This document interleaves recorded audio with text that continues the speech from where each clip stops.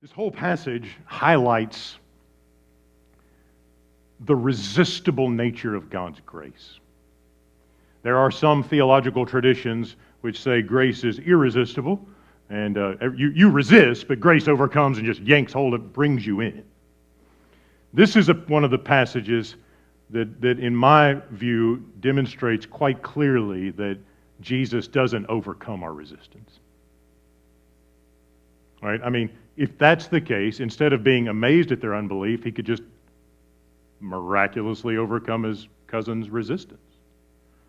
But that's not what he does, because he's not out to make servants or slaves who have no choice but to follow him. He's out to have followers and representatives of his kingdom, brothers and sisters in the kingdom of God who have hearts filled with love. And the reality is that love for Jesus means we have to be able to say no to him. So Jesus offers them grace. He offers them God's best. He offers them the kingdom, and they resist it, and they miss out on God's best. And he doesn't just overcome their resistance and say, hey, you may not believe in me, but I'm going to do a miracle anyway. The fruitfulness of his ministry is conditioned on their refusal to believe. And that helps us understand that trusting Jesus, faith in Jesus, is the condition for experiencing his saving power. That doesn't mean that faith is a work, that all of a sudden I'm believing really hard, I'm doing really good, Jesus, you owe me something. It's not what that means. What it means is Jesus offers his best, his grace, his abundance to us, and that calls for a response. And if we put up our hand and say, no thanks, I'm in charge here, then we have resisted his grace and we have not trusted him. The condition has not been fulfilled or satisfied. If we say, I surrender, right? And surrender is never a work of merit, where God owes us something because we're such swell people. Surrender is, I give up. I'm yours. You do what you want. That's the condition for experiencing his best. Trusting Jesus does not mean God owes us anything. It is just the posture of a repentant heart that knows Jesus offers everything.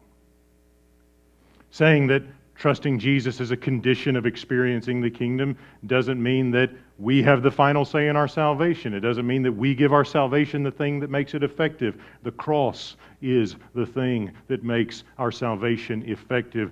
Jesus is the one who says it is finished. Jesus is the one whose work is perfect and sufficient in every way. Trouble is, when he makes that provision for us, if we resist it, then we cannot participate in the benefits of it. Don't resist the grace of the gospel. Don't resist the kingdom. Like if you follow Jesus, if you find yourself desiring to follow Jesus or take the next step in following Jesus or be given more so to Jesus, it is because he is at work calling you to himself. He is graciously present, drawing people. It is a means of his grace that he showed up in this hometown of his and taught the wisdom of God. They were offended by it.